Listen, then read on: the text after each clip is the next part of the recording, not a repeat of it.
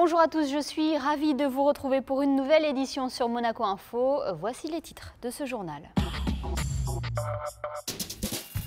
Nous nous rendrons au Fairmont Hotel où a eu lieu le traditionnel rendez-vous des adhérents de la Chambre de développement économique de Monaco, rendez-vous qui a réuni près de 180 chefs d'entreprise.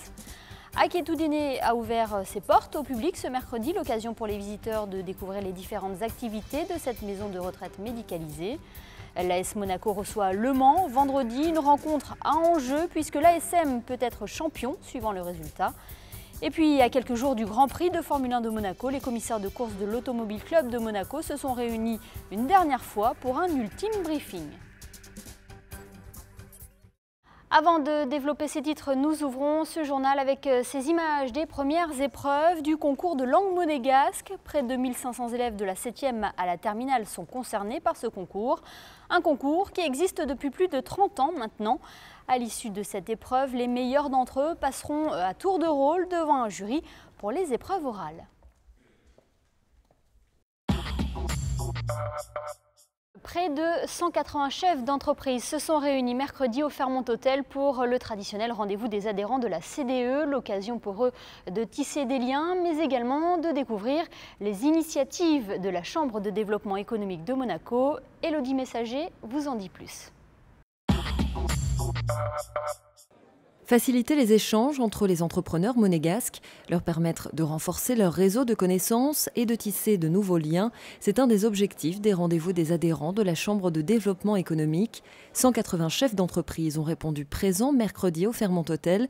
Ces rencontres trimestrielles sont aussi l'occasion de faire un point sur l'actualité de la CDE, une actualité chargée au mois de juin avec 2 déplacements à l'étranger, une mission économique à Hong Kong et une autre au Kazakhstan.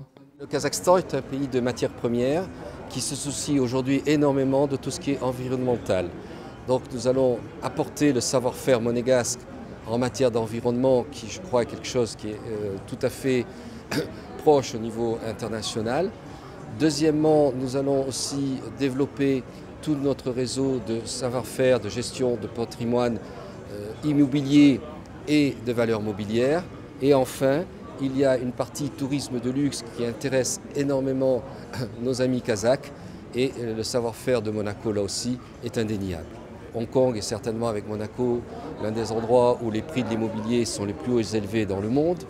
Vous avez le côté financier et aussi un très gros côté shipping qui nous intéresse énormément puisque notre savoir-faire et le savoir-faire des gens d'Hong Kong est important. Une vingtaine de compagnies installées en principauté participeront à chacune des 2 missions, des déplacements ciblés avec de réelles opportunités de business. Nous sommes très intéressés parce que nous sommes dans le développement commercial, c'est vraiment notre métier. Et quand nous avons reçu l'information de cette mission au Kazakhstan, c'était très intéressant parce que c'est un des pays plus intéressants de l'Asie. Alors voilà, nous avons déjà une clientèle active dans le Kazakhstan. On a déjà un petit réseau et bon, la CDE nous garantit de bons contacts locaux avec le ministère de l'Environnement et des autres entreprises de haut niveau.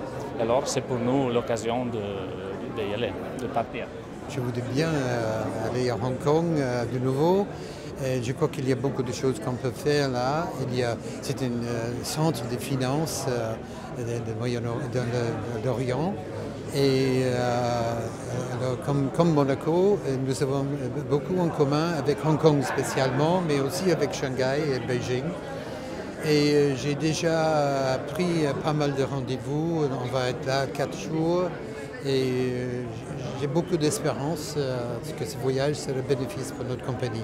Prochain temps fort du calendrier de la CDE, un Ambassador's Lunch consacré au Canada le 2 juillet et une mission économique en Russie au mois d'octobre dans le cadre d'un voyage d'État du souverain.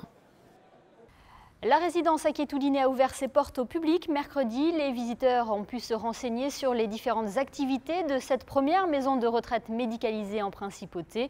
Retour sur cette journée avec Élodie Messager. La résidence Aketudine a ouvert ses portes au public mercredi. Une journée pour mieux connaître l'établissement. Aketudine est une maison de retraite semi-médicalisée. Lorsqu'un nouvel arrivant intègre les lieux, il est pris en charge personnellement afin d'établir un programme de soins adapté. Ils doivent faire une visite préalable avec le médecin coordonnateur qui s'assure de leur état général et ils sont pris en charge donc, ensuite au niveau administratif par les agents d'accueil et par moi-même qui les reçoit pour leur expliquer les modalités d'admission à la résidence, même pour un court séjour. Et ensuite, donc, nous avons une cadre de santé, qui s'occupe justement de voir quels sont leurs désidérata en matière de soins et qui voit s'ils nécessitent telle ou telle prise en charge.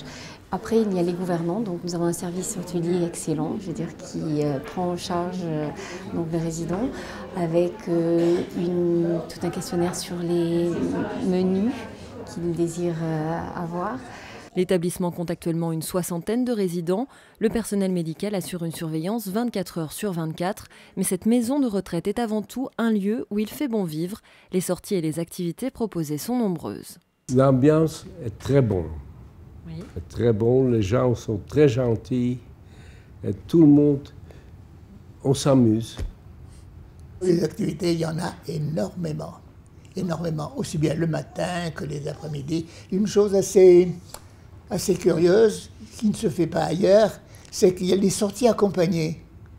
Je connais des gens, n'est-ce pas, qui sortent seuls, mais dès qu'on leur dit qu'il y a la sortie accompagnée, c'est-à-dire une aide-soignante ou bien une accompagnatrice, ils sont contents parce que, je ne sais pas, ils se sentent plus en sécurité. J'ai 93 ans, donc où voulez-vous que j'aille maintenant? Non, c'est ici maintenant ma maison et j'en suis fort heureuse. Au total, 80 personnes ont profité de cette journée pour visiter les chambres, rencontrer le personnel et découvrir les ateliers proposés. L'occasion pour les futurs résidents et leurs familles de se faire une idée et de se rassurer. Ce qui nous a marqué, c'est la qualité de l'accueil, la beauté des chambres et les petits lieux où chaque personne peut retrouver sa famille et continuer d'avancer finalement. C'est très rassurant et en plus c'est vraiment centre-ville, ils sont à côté de tout ce qu'ils pourraient souhaiter trouver, restaurant, commerce, donc vraiment c'est la continuité de ce qu'ils faisaient avant. La résidence accueille les personnes de plus de 60 ans de nationalité monégasque ou résidant en principauté depuis plus de 5 ans. Dans l'actualité, en bref et en images. Après avoir inauguré le lycée technique et hôtelier de Monaco mardi, leurs Altesses Sérénissimes, le prince Albert II et la princesse Charlène étaient de retour dans l'établissement, mais cette fois-ci pour déguster le savoir-faire de ces élèves de l'école hôtelière au Cordon d'Or, le restaurant du lycée. Toujours en bref, tout au long de l'année scolaire, 25 classes de la Principauté ont travaillé sur le thème du cirque. La princesse Stéphanie était à l'école du Parc ce mercredi pour découvrir leur travail. Elle a notamment été accueillie par un petit spectacle des enfants avant d'aller à la rencontre des élèves en pleine activité.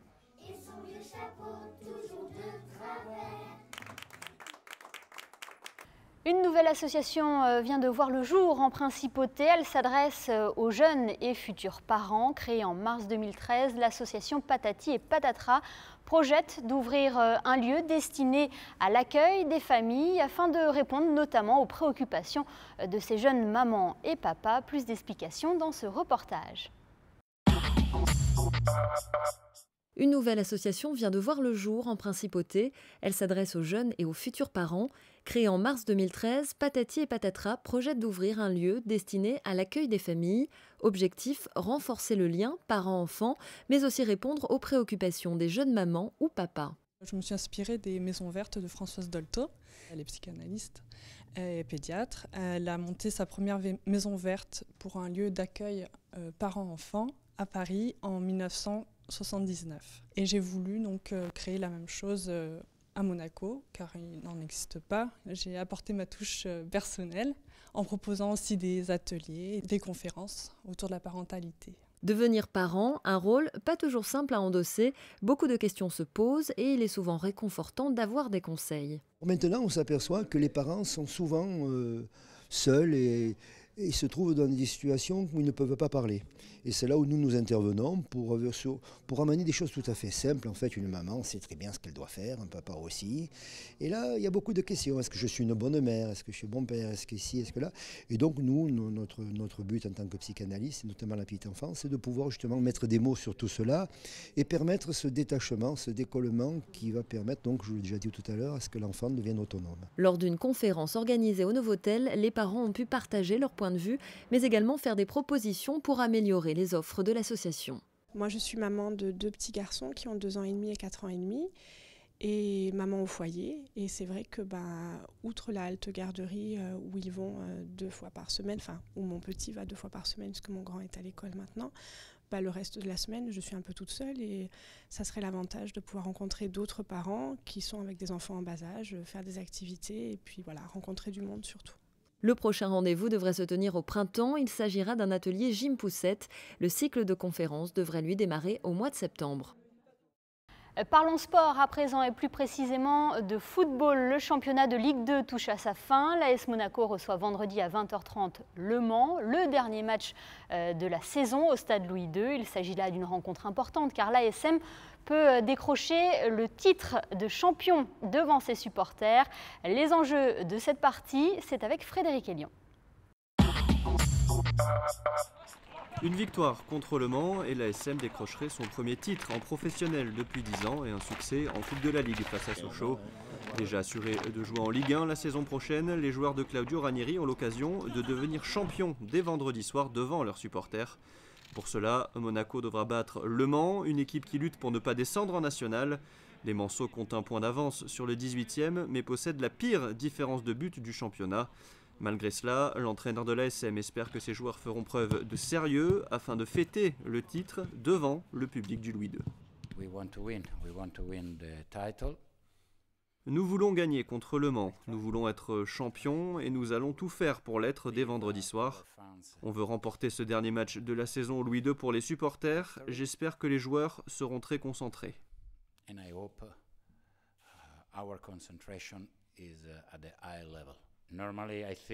En temps normal, je m'appuie sur le même noyau de joueurs. Je n'aime pas trop chambouler l'équipe, mais si je peux donner l'opportunité à certains de jouer, je le ferai. Je pense notamment à Flavio Roma. Le portier italien numéro 3 dans la hiérarchie des gardiens derrière Subasic et Surzac ne devrait pas être titulaire, mais il devrait entrer en cours de jeu en fonction du scénario du match. Une façon de rendre hommage à ce joueur qui a marqué l'histoire du club. Nampalys Mendy, lui, a été formé à l'ASM, il a connu la descente en Ligue 2 et est fier de retrouver l'élite. Le match qu'on attendait depuis longtemps, après la montée, c'est clair que maintenant que le premier objectif a été atteint, c'est clair qu'en étant premier toute la saison, voilà, on a envie de terminer le championnat premier. Donc c'est clair que ça va être un match important. Lui en plus, je suis un peu surpris parce que je pensais que ça allait se relâcher parce qu'on a atteint notre objectif. Mais en fait, non, pas du tout, on se donne toujours à fond et c'est toujours bien de s'entraîner comme ça. Pour moi, que j'ai connu, même la saison passée, c'est clair que ça a été une saison très difficile pour moi. Et je pense pour beaucoup de joueurs qui étaient là la saison passée. C'est clair que cette saison de gagner beaucoup de matchs et puis de monter, c'est vrai que c'est un grand soulagement. Jean-Luc Ettori donnera le coup d'envoi du dernier match de la saison au stade Louis II. En cas de titre, des festivités sont prévues à la fin de la rencontre. Vous le savez, le Grand Prix de Formule 1 approche à grands pas. Le compte à rebours est lancé pour les 650 bénévoles de l'Automobile Club de Monaco.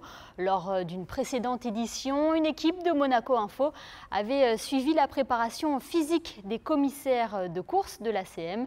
Il y a quelques jours, Vanessa Dessy assistait à l'ultime briefing à la salle du canton. Voyez son reportage. Après la pratique, voici la théorie. Les 650 commissaires de l'Automobile Club de Monaco se préparent avant le feu vert du 71e Grand Prix de Monaco. Le jour J arrive à grands pas, les dernières consignes de sécurité sont données. Tout doit être assimilé avant l'événement. Les dernières consignes au niveau sécurité, les choses qu'il faut faire, qu'ils ont vues, qu'ils ont mis en pratique pendant les stages, les derniers rappels, parce qu'une petite piqûre de rappel, c'est jamais mauvais au dernier moment, et un peu d'actualité aussi sur les derniers déroulements, les horaires, les derniers horaires qui sont connus, puisque ça évolue toujours. Donc voilà, la totalité des informations de dernière minute. Pour la première fois, la mairie a remis symboliquement la médaille d'or des sports à l'ensemble des commissaires de l'Automobile Club de Monaco. Le moment était venu de faire un petit clin d'œil à tous ces bénévoles qui travaillent dur tout au long de ces 4 jours de course. C'est tout à fait normal, je pense, qu'on récompense ces gens qui bénévolement, je le rappelle, donnent de leur temps. Et cette année, il n'y a qu'un Grand Prix, mais quelquefois il y en a 2. Il y a les rallyes.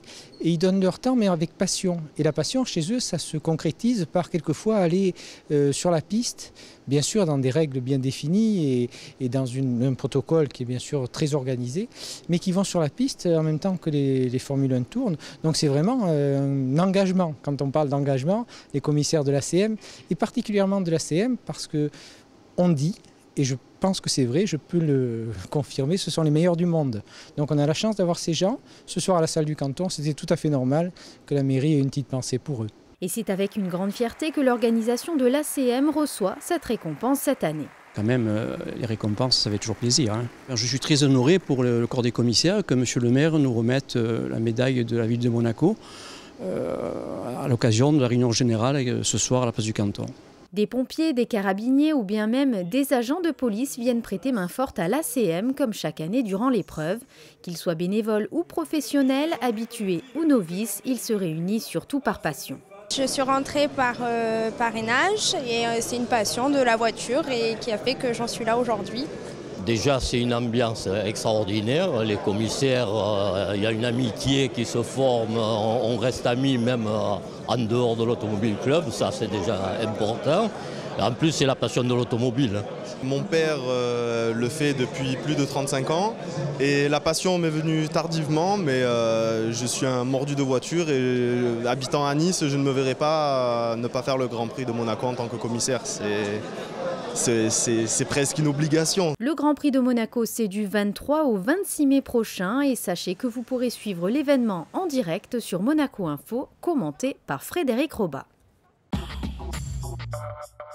Les organisateurs du meeting Herculis viennent d'annoncer la venue de Renaud Lavillenie en principauté le 19 juillet prochain. Le champion olympique de saut à la perche participera à la 10e étape de la Diamond League. Actuellement en stage à Monaco avec l'équipe de France, Renaud Lavillenie a déjà pris ses marques pour ce rendez-vous où il sera confronté aux 2 autres médaillés des Jeux olympiques de Londres. Avant de refermer ce journal, nous voulions rendre hommage à Christophe Flojac, décédé en Bolivie dans un tragique accident. Une équipe de Monaco Info l'avait rencontré pour présenter la fondation Cédric Flojac qu'il avait créée avec son père en mémoire de son frère disparu il y a 11 mois. Fondation qui soutient des jeunes dans leur carrière sportive. Au début de l'année, Christophe s'était lancé dans un tour du monde de 7 mois depuis l'Amérique du Sud jusqu'en Asie. Christophe Flojac avait 27 ans. Passons à présent aux prévisions météo pour les prochains jours. Vendredi, le temps sera couvert, voire pluvieux en milieu de journée. Les températures seront inférieures au normal de saison. Elles seront comprises entre 14 et 17 degrés. Le week-end s'annonce également instable avec un ciel couvert. Samedi, les menaces d'averses seront encore présentes dimanche, mais les températures seront en hausse. Enfin, lundi, le temps sera assez beau avec de timides éclaircies. Le thermomètre grimpera de quelques degrés. Il atteindra un maximum de 21 degrés au meilleur moment de la journée. Ce journal est à présent terminé. Merci de nous avoir suivis. N'oubliez pas que vous pourrez retrouver tous nos reportages sur notre site internet www.monacochannel.mc. Quant à nous, on se retrouve très bientôt sur Monaco Info.